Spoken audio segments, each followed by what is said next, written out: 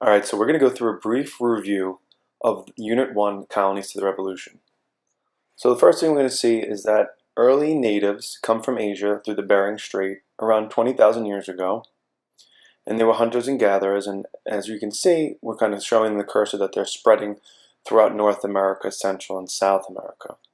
Okay, there was over 500 tribes of Native Americans by the time that Columbus came at the end of the 15th century. All right, when Columbus and Europeans come afterwards for the next 150 years, the native population declines by almost 90% due to germs and violence. Okay, so Europeans' desire for that is going to drive this. So as the early colonists come, all right, one of the first early forms of self-government is seen through the Mayflower Compact. Pilgrims leaving England for religious freedom, and they're going to settle in Plymouth, up in Massachusetts. The goal was to get to Virginia, but they never made it. So one of the first governments that come about up in the north, it was a very religious area, were New England town meetings, run by the men of these colonies, and they would vote directly on all of the laws. But in the south, because population was larger, the House of Burgesses was created, which was basically representatives. So we'll kind of see in the picture, these are the representatives that got voted into office, and in the background, you see the people kind of watching them make laws and make rules for the colonies. So this is an early form of representative democracy or representative government. An early trial that kind of sets in motion freedom of press and freedom of speech that was seen in England was the Peter Zenger trial.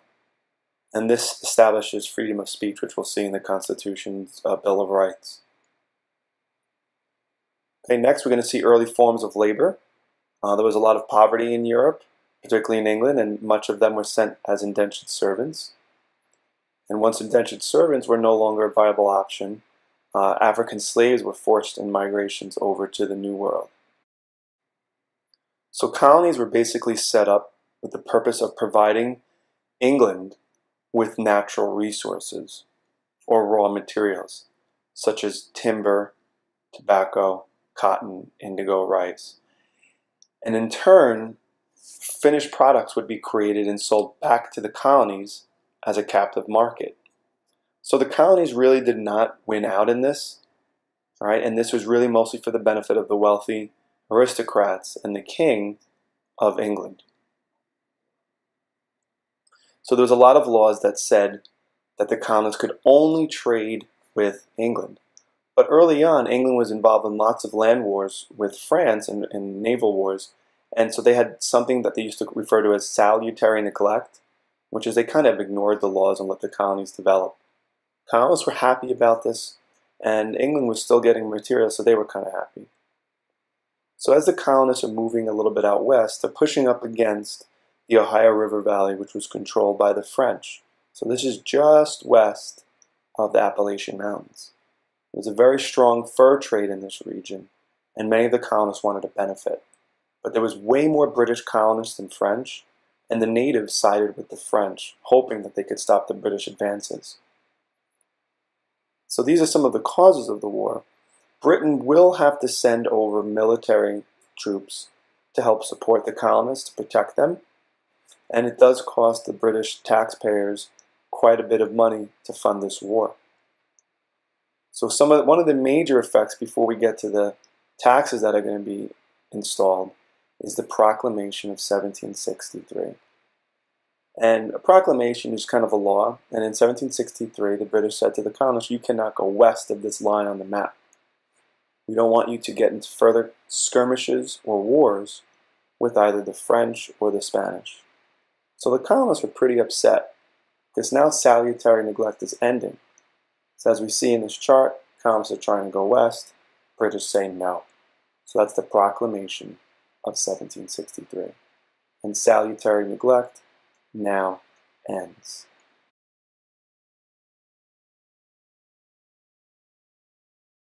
So now that salutary neglect has ended, the colonists are going to be asked to pay taxes to fund the war that was used to protect them.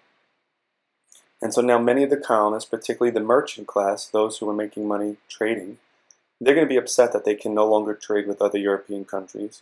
They're upset that they have to use British ships, and they're upset that they have to sell directly to England. So as we see on the left column, every British action, every time we see an act, it's a law. And look on the right column, the colonist reaction is always something in response to that. So it's either violence, like the Boston Massacre. Sometimes it's a boycott, which means refusing to buy goods. And then we notice Britain will then stop a tax, but then they'll create another tax. And again, one of the major reasons the colonists said they were angry is because they didn't have representation in Parliament. So the Parliament was kind of like Congress, where they made laws in England, and they would pass these laws, these taxes, and the colonists had no representation. They couldn't vote yes or no for these taxes. However, the colonists did pay much lower taxes than those who lived on the island of England. So there's a lot of arguments on both sides whether they were justified in this. It's kind of an opinion, but the facts are that every time taxes were passed, either through boycotting, which was to refuse to buy goods, or through violence, either against property or against people. So one of the colonists, many of the colonists followed the Enlightenment, and one of the major influences was John Locke, and the idea that governments are to protect life, liberty or freedom, and property. Again, property is very important. Basically what they're saying is you're protecting wealthy landowners because many of the poor owned no property. They were tenants or renters at this time. So this was really a lot of the upper classes that were rebelling and kind of asking a lot of the other classes to join in. So Thomas Jefferson pens the Declaration of Independence, takes a lot from the Enlightenment, and it's kind of what we call a breakup letter with England. This is the letter that tells England that the colonists are going to be breaking away and forming their own sovereign or free government. This does lead to the American Revolution directly. Now, to get support for this, an author by the name of Thomas Paine, he pens a pamphlet, and it's widely circulated in the colonies, of why the average person who's not a merchant, who's not making money, should support breaking away from England. And his pamphlet is called Common Sense.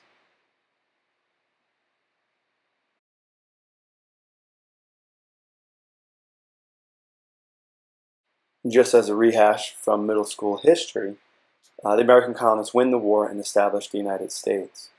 So why did the colonists win? There's a couple of things.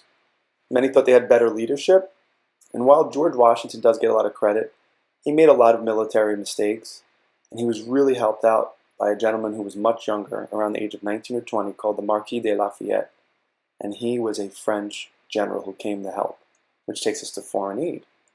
France had a big stake in stopping the expansion of the British Empire. So they sent over both money and troops to help the colonists win the American Revolution. And many historians argue that without French help, the Americans would never have won. So as a result, this new nation has a lot of military and foreign loan debt, both borrowed from wealthy American colonists as well as foreign aid, such as from France. And obviously strong motivation throughout this time, as seen through people being motivated by the Declaration of Independence and common sense.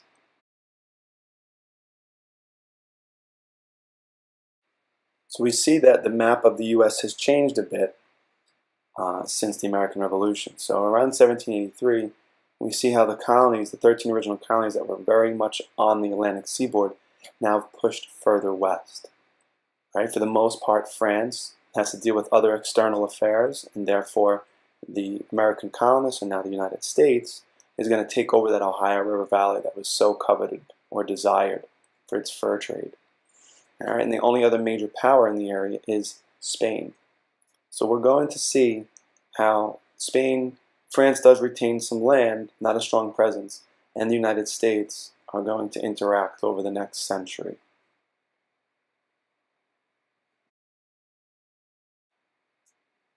So after the American Revolution, what is the United States going to be having to solve problematically? Well, the biggest one is, how do you pay for this war? If you're a nation and you don't have good financial standings or credit, and you can't get loans and trade with foreign nations, your economy is going to suffer. People are going to be very unhappy since the economy is not doing well, and there's going to be internal chaos, which we will see happen. And how are they going to share powers between states? No surprise here, the biggest issue are between northern states and southern states. You have free labor in the north, okay, and you have a lot of slave labor in the south. So how do we share power in this now federal government? 3, 2,